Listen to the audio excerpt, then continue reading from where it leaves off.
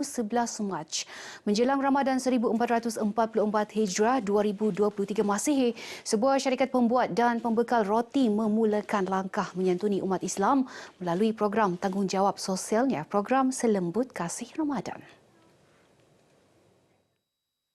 Pengarah Eksekutif Kim Teck Cheong Consolidated, Datuk Dexter Lau berkata, pihaknya menyumbangkan 70,000 roti kepada umat Islam bagi menyemarakan bulan Ramadan yang akan menjelang tiba tidak lama lagi. It's the second year that we do iftar for Sabah, where we will be distributing 73 kawasan through the help of UPPM, and I believe that we will benefit a lot of Muslim community during the puasa time. Beliau ditemui media selepas majlis penyerahan sumbangan berkenaan di Menara Kinabalu. Sumbangan tersebut diserahkan kepada Pengarah Unit Pemimpin Pembangunan Masyarakat UPPM Negeri Sabah, Datuk Awang Kadin Tang, untuk diagihkan kepada 73 pemimpin pembangunan masyarakat di seluruh negeri. Catuan bekalan air khususnya di bahagian utara Bandaraya Kota Kinabalu perlu diteruskan sehingga kerja menambah kapasiti pengeluaran di loji rawatan air LRA Telibong Tuaran siap sepenuhnya. Timbalan Ketua Menteri 3 Datuk Insinyur Syahelmi Yahya yang juga Menteri Kerja Raya berkata pembinaan projek LRA Telibong sepatutnya siap pada April ini, namun pemasangan paip dari loji itu kepada premis pengguna masih dilaksanakan. Namun demikian, loji akan siap, tetapi kita ada mengalami kelewatan dari segi pembinaan pemasangan pipe daripada loji tersebut ke kawasan-kawasan pengguna.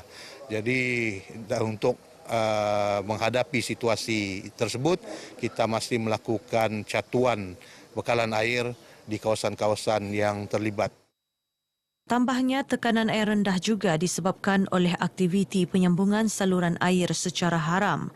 Berikutan itu, Jabatan Air Sabah baru-baru ini telah melaksanakan operasi pemotongan air di premis yang dikesan membuat penyambungan secara tidak sah. Datuk Insinyur Syahelmi yang juga ahli Dewan Undangan Negeri Adun Tanjung Keramat berkata demikian kepada pemberita selepas menyempurnakan majlis pecah tanah rumah anak yatim As-Sakinah di Taman Pantai Lokawi, Kinarut. Rumah anak yatim ini mampu menempatkan sehingga 80 anak yatim. Sementara itu, dalam program berasingan, Ahli Parlimen Putatan Datuk Syahelmi Yahya memaklumkan 2 bazar Ramadan akan dibuka di bawah pentadbiran Majlis Daerah Putatan bermula 1 Ramadan tahun ini. Permohonan permit bazar Ramadan tersebut akan dibuka bermula 13 hingga 22 Mac ini.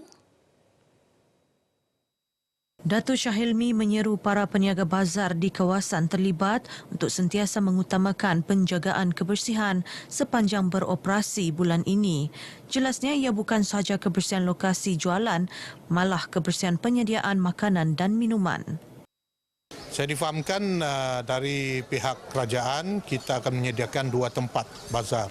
Satu di perkarangan Astaka dekat dengan Dewan Seri Putatan, satu lagi di Taman Jambo. Ya, dan detail ataupun maklumat terperinci untuk mendapatkan sewaan gerai ataupun lot akan dimaklumkan oleh Majlis Daerah Putatan dalam sedikit masa lagi sebelum Ramadan. Datuk Syahelmi berkata demikian kepada media selepas merasmikan Masjid Mawadah Taman Serigaya di Kota Kinabalu.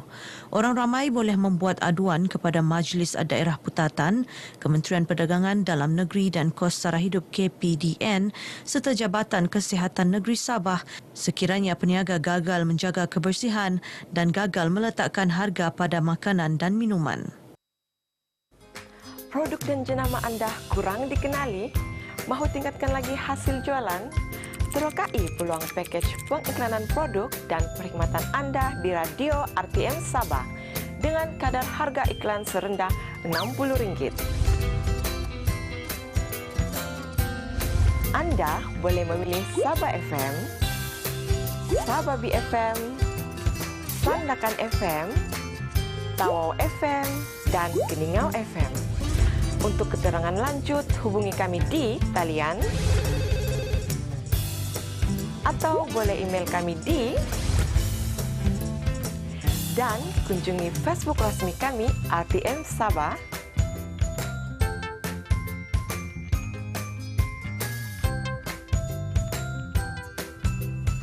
perniagaan anda keutamaan kami.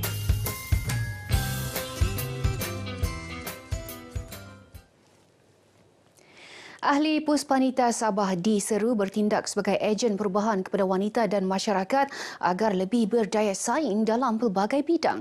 Pada masa sama, mereka juga perlu menyokong agenda kerajaan demi manfaat seluruh masyarakat di negeri ini.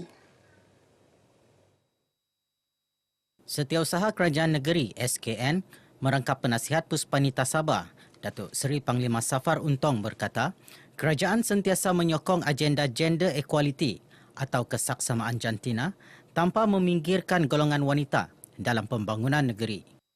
Beliau berucap demikian ketika merasmikan mesyuarat agung tahunan ke-40 Puspanita Cawangan Sabah di Pusat Konvensyen Antarabangsa Sabah SICC Kota Kinabalu. Sementara itu, Pengurusi Puspanita Sabah, Datin Sri Panglima Nuinda alias Optimis, Puspanita Sabah akan meneruskan misi menjadi ejen perubahan dalam persatuan yang sentiasa mengutamakan kebajikan ahli selain terus berbakti kepada seluruh lapisan masyarakat. Puspanita akan bergerak terus seiring dengan hasrat Malaysia Madani, Sabah Maju Jaya, dengan menghebatkan lagi aktiviti-aktiviti pada tahun ini, iaitu agar wanita Puspanita Sabah ini kelibatnya anggun kelihatan. Wanita ini harus dilibatkan sama dalam pembangunan negara, negeri dan masyarakat khususnya. Setakat ini, Puspanita Sabah mempunyai 8,234 ahli di seluruh negeri. Dianggarkan lebih 1,000 ahli Puspanita hadir dalam majlis kali ini.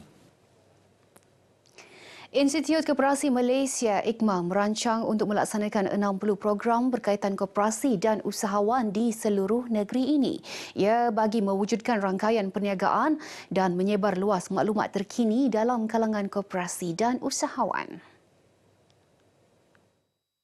Pembantu Menteri kepada Ketua Menteri Datuk Nizam Abu Bakar Titingan yang juga ahli Dewan Undangan Negeri Adun Apas berkata, koperasi berperanan besar untuk membantu kerajaan dan sektor swasta dalam menangani isu berkaitan kos sara hidup, inflasi dan stok bekalan makanan.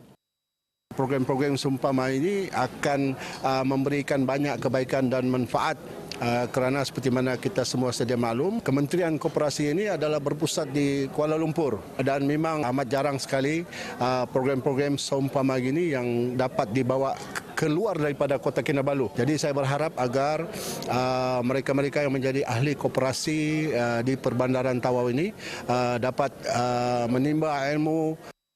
Datuk Nizam berkata demikian pada program Turun Padang ke arah memasyarakatkan Koperasi Meskop 2023 Zon Sabah di Tawau. Sementara itu, Ketua Pengarah IKMA, Datuk Muhammad Ali Mansor berkata, program ini antara lain bagi memperkasa modal insan dalam gerakan koperasi di Tawau. Pada tahun ini kita rancang 60 program. Kita juga memaklumkan bahawa kita telah menubuhkan cawangan IKMA di Tawau yang bermula pada bulan Januari tahun ini. Dan ini akan mendekatkan IKMA dengan sektor koperasi di negeri ini yang rata-ratanya perlukan latihan dan pembangunan pendidikan. Program Sosioekonomi Eastern Sabah Security Command ESCOM membantu memperkasakan taraf ekonomi dan kesejahteraan penduduk di kawasan Zon Selamat Sabah Timur S-Zon. Usaha itu dilaksana melalui kerjasama pintar dan kolaborasi antara Jabatan Pembangunan Sumber Manusia JPSM Sabah dan ESCOM. Ketua Pegawai Eksekutif ESCOM Dr. Jamaluddin Muhammad Ali berkata, melalui program ini peserta berpeluang menjana pendapatan dan memperbaiki taraf ekonomi keluarga masing-masing. 160 peserta dan juga 8 kursus melibatkan peserta-peserta daripada daerah Lah Datu dan Kunak yang melibatkan peserta daripada Ibu Tunggal, daripada B40 dan juga belia yang ingin mencari peluang pekerjaan. Beliau berucap demikian ketika merasmikan program sosioekonomi ESCOM Siri 1 di Dewan Perdana Lahad Datu.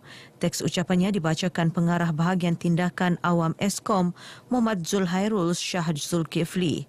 Antara kursus yang ditawarkan ialah baik pulih telefon bimbit, pembuatan makanan berasaskan hasil laut, menggunting rambut lelaki dan wanita serta pembuatan kek, roti dan pastri.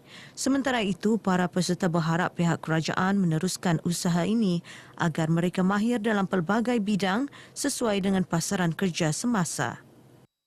Saya akan membuka salon kecil-kecilan di kampung ataupun mungkin juga saya akan buka salon bergerak. Tujuannya untuk kita berkongsi ilmu, mendapat ilmu yang baru untuk penjana pendapatan lah, terutama untuk suri-suri rumah. Perancangan selepas ini, insya-Allah ilmu yang diberikan itu akan saya manfaatkan untuk mengembangkan lagi pendapatan dan juga jadi salah satu idea untuk menjana pendapatan. 4 pesara dan balu Angkatan Tentera Malaysia ATM masing-masing menerima 4 buah rumah baharu daripada Jabatan Hal Ehwal Veteran JHEV ATM. Inisiatif itu merupakan kerjasama strategik JHEV ATM dengan syarikat perumahan negara Berhad di bawah program Rumah Mesra Rakyat bagi kuota veteran ATM dan balu di seluruh negara.